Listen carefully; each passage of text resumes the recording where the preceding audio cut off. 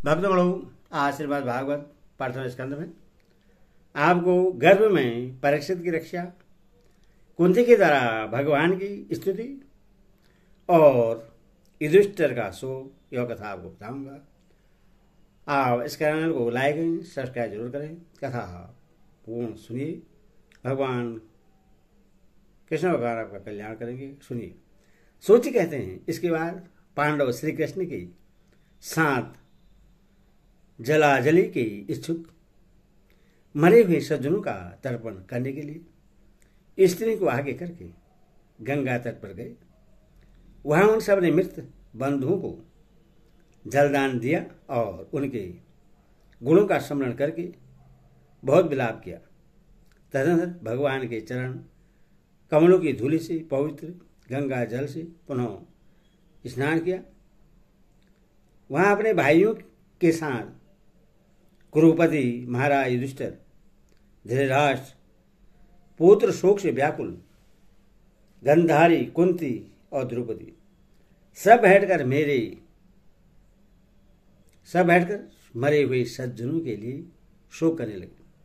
भगवान श्री कृष्ण ने धौम्यादि मुनियों के साथ उनको सांत्वना दी और समझाया कि संसार के सभी प्राणी काल के अधीन हैं। मौत से किसी को कोई बचा नहीं सकता। इस प्रकार भगवान श्री कृष्ण ने अजातशत्रु महाराज युधिष्ठिर को उनका वह राज्य जो धूर्त ने छल से छीन लिया था वापस दिलाया तथा द्रौपदी के केसों का स्पर्श करने से जिनकी आयु क्षीण हो गई थी उन दुष्ट राजाओं का वध कराया।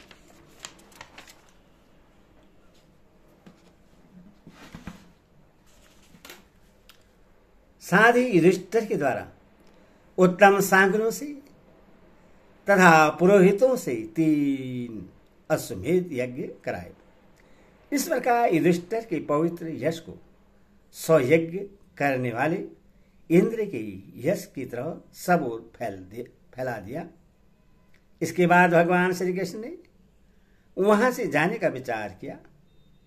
उन्होंने इसके लिए पांडवों से विदा ली और व्यास आदि ब्राह्मणों का सत्कार किया। उन लोगों ने भी भगवान का बड़ा ही सम्मान किया। तदंतर सात्विक और उद्धव के साथ द्वारिका जाने के लिए वे रथ पर सवार हुए। उसी समय उन्होंने देखा कि उत्तरा भय से बेहल होकर सामने से दौड़ी चली आ रही है। उत्तरा ने कहा, देवादिदेव जगदीश्वर, आप महायोगी हैं, आप मेरी रक्षा कीजिए, रक्षा कीजिए। आपके अतिरिक्त इस लोक में मुझे अभय देने वाला और कोई नहीं है, क्योंकि यहाँ सभी परस्पर एक दूसरे की मृत्यु के निमित्त बन रहे हैं। प्रभु, आप सर्वशक्तिमान हैं। यह दहकते हुए लोहे का बाण मेरी ओर दौड़ा आ रहा है। स्वामी, यह मुझे भले ही जला डाले परंतु मेरे गर्भ को नष्ट न करे, ऐसी कृपा कीजिए। सूर्य कहते हैं, भक्त वत्सल भगवान श्री कृष्ण उसकी बात सुनते ही जान गए कि अश्वत्थामा ने पांडवों के वंश को निर्वीर करने के लिए ब्रह्म शस्त्र का प्रयोग किया है। सौनक जी, उसी समय पांडवों ने भी देखा कि जलते हुए 5 बाण हमारी ओर आ रहे हैं। इसीलिए उन्होंने भी अपने अपने अस्त्र उठा लिए।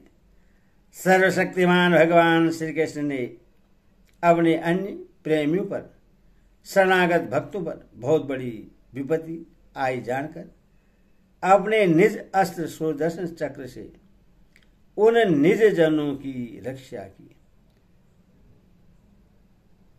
योगेश्वर श्री कृष्ण समस्त प्राणियों के हृदय में विराजमान आत्मा है। उन्होंने उत्तरा के गर्भ को पांडवों की वंश परंपरा चलाने के लिए अपनी माया के क्वच से ढक दिया। सौनक जी, यदि भी ब्रह्मशस्त्र अमोघ है और उसके निवारण का कोई उपाय भी नहीं है, फिर भी भगवान श्री कृष्ण के तेज से सामने आकर वह शांत हो गया। यह कोई आश्चर्य की बात नहीं समझनी चाहिए, क्योंकि भगवान तो सर्वाश्चर्यमय हैं। वही अपनी निजी शक्ति माया से स्वयं अजनबा होकर भी इस संसार की सृष्टि, रक्षा और सहार करते हैं। तब भगवान श्री कृष्ण जान गए, तब ब्रह्मशस्त्र की ज्वाला से मुक्त अपने पुत्रों के और द्रौपदी के साथ सती कुंती ने भगवान श्री कृष्ण की इस प्रकार स्तुति की। कुंती ने कहा, आप समस्त जीवों के बाहर और भीतर एक रस स्थित हैं, फिर भी इंद्रियों और वृत्तियों से देखे नहीं जाते, क्योंकि आप प्रकृति से परे आदि पुरुष परमेश्वर हैं। मैं आपको नमस्कार करती हूँ। इंद्रियों से जो कुछ जाना जाता है उसकी तह में आप विद्यमान हैं और अपनी ही माया के पर्दे से अपने को ढके रहते हैं। मैं अमोघ नारी, आप अविनाशी पुरुषोत्तम को भला कैसे जान सकती हूँ? जैसे मूढ़ लोग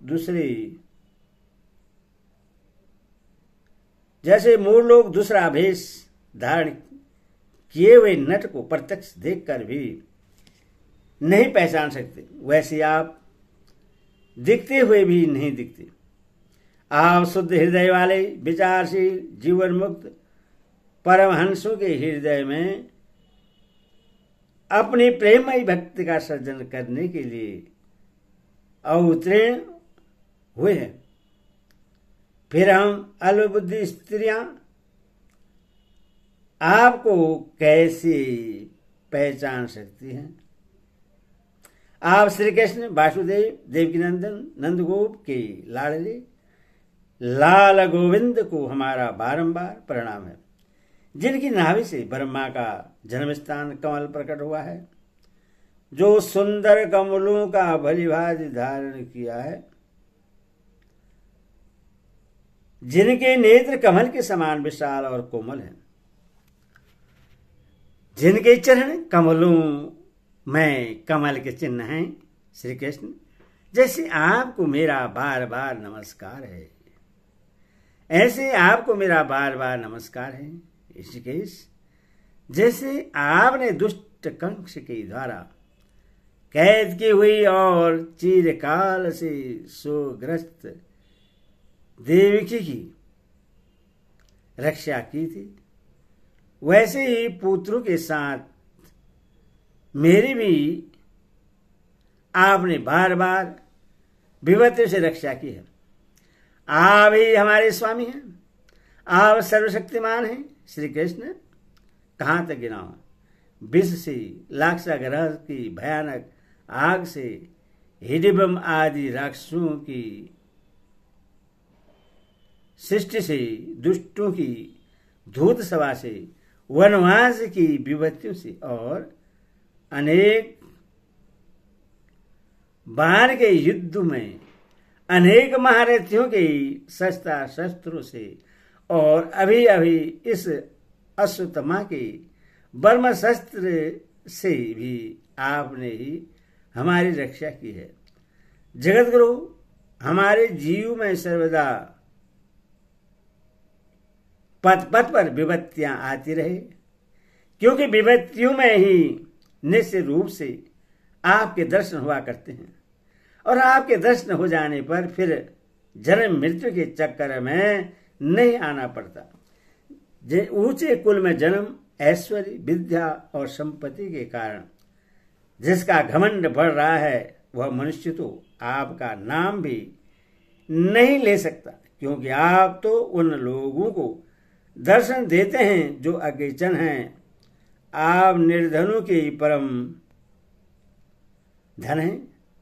माया का प्रपंच आपका स्पर्श भी नहीं कर सकता।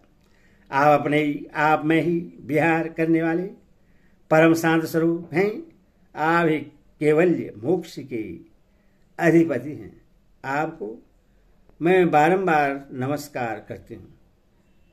मैं आपको अनादि अनंत सर्वव्यापक सबके नियंता कालरूप परमेश्वर समझती हूँ।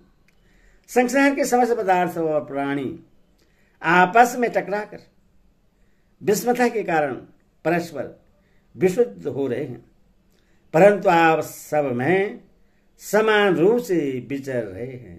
भगवान, आप जब मनुष्यों की सी लीला करते हैं तब आप क्या करना चाहते हैं, यह कोई नहीं जानता। आपका कभी कोई न प्रिय न अप्रिय। आपके संबंध में लोगों की बुद्धि ही विषम हुआ करती है।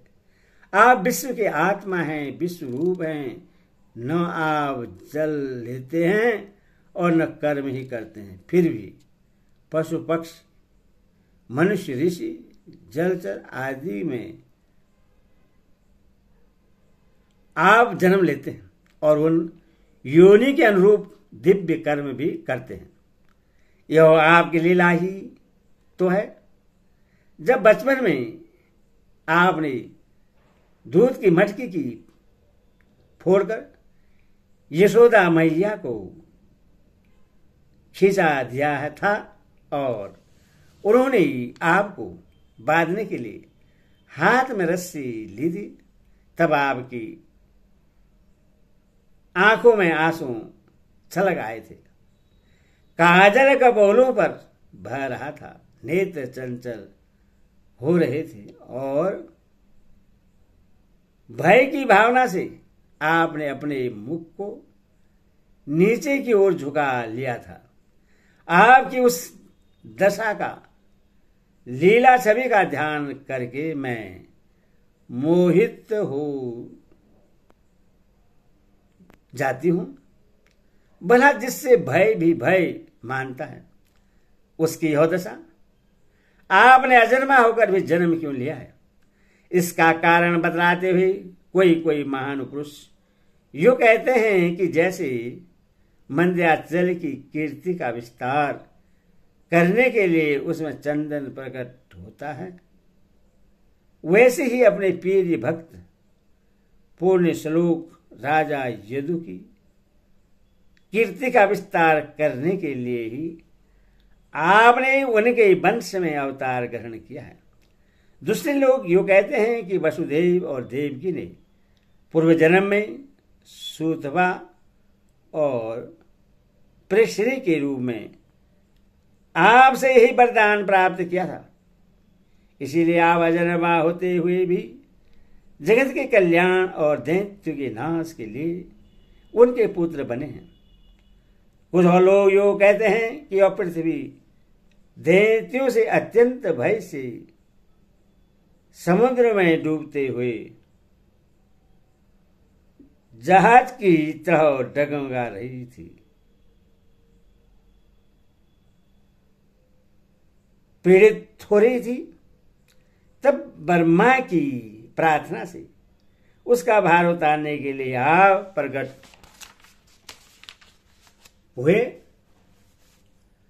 कोई महापुरुष यो कहते हैं कि जो लोग इस संसार में अज्ञान, कामना और कर्म के बंधन में जकड़े हुए पीड़ित हो रहे हैं, उन लोगों के लिए स्वर्ण और स्मरण करने योग्य लीला करने के विचार से ही आपने अवतार ग्रहण किया है।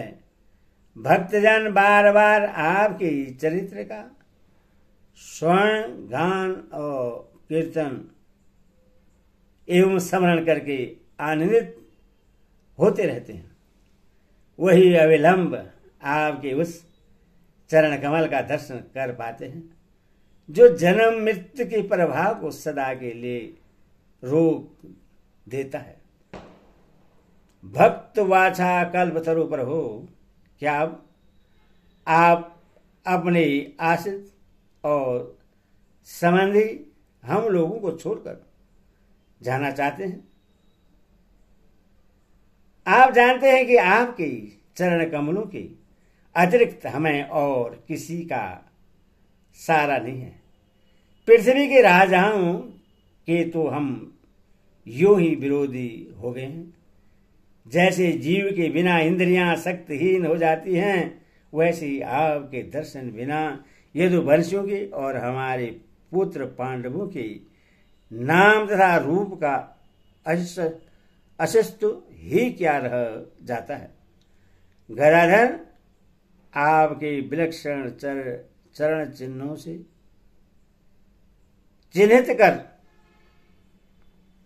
हो कुरुजंघाल देश की भूमि आज जैसी शोभायमान हो रही है, वैसे आपके चले जाने के बाद न रहेगी। आपकी दृष्टि के प्रभाव से ही यह देश पकी हुई फसल तथा लता वृक्षों से स्मृत हो रहा है। ये वन पर्वत नदी और समुद्र भी आपकी दृष्टि से ही वृद्धि को प्राप्त हो रहे हैं।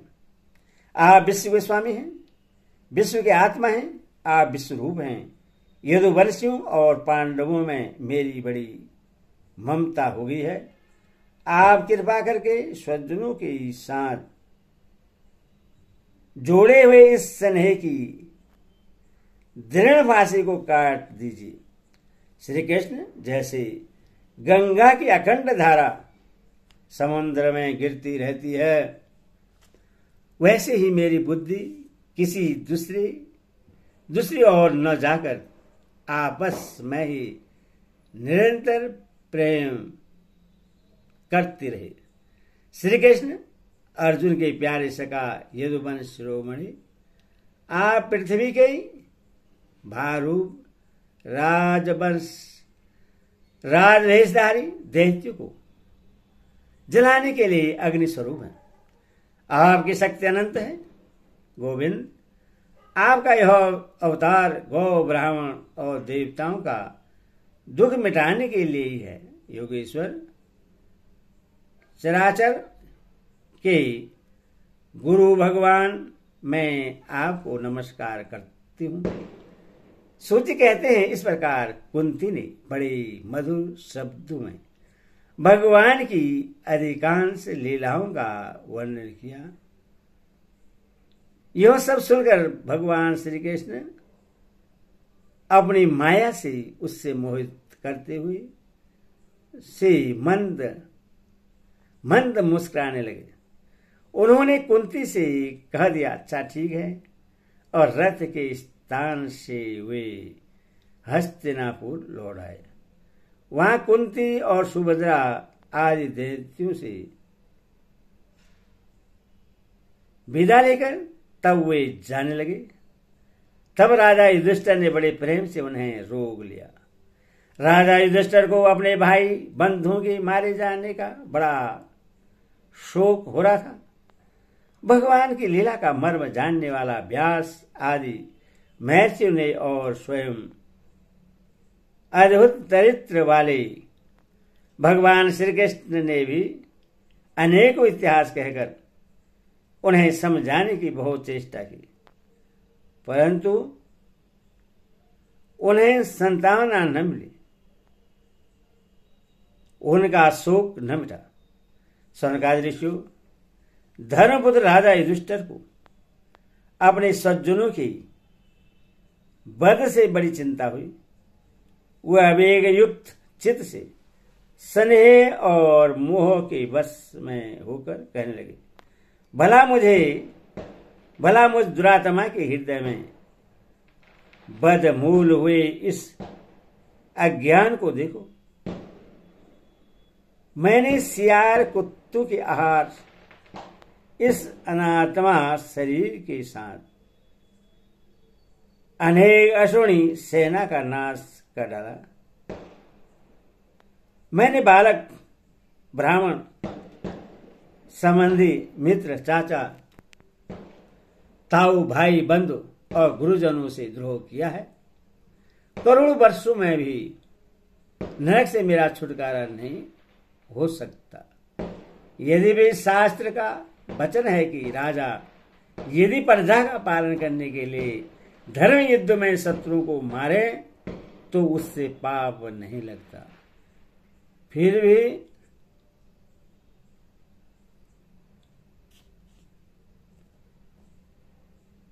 यद्यपि शास्त्र का वचन है कि राजा यदि प्रजा का पालन करने के लिए धर्म युद्ध में शत्रु को मारे तो उससे पाप नहीं लगता, फिर भी इससे मुझे संतोष नहीं होता। स्त्रियों के पति और भाई बंधुओं को मारने से उनका मेरे द्वारा यहां जो अपराध हुआ है उसका मैं गृहस्थोचित यज्ञादिकों के द्वारा मार्जन करने में समर्थ नहीं हूं। जैसे कीचड़ से गदला जल स्वच्छ नहीं किया जा सकता, मदिरा से मदिरा की अपवित्रता नहीं मिटाई जा सकती, वैसे ही बहुत से हिंसा बहुल यज्ञों के द्वारा एक ही प्राणी की हत्या का प्रायश्चित नहीं किया जा सकता। हरि ओम सद हरि ओम तत्सद हरि ओम।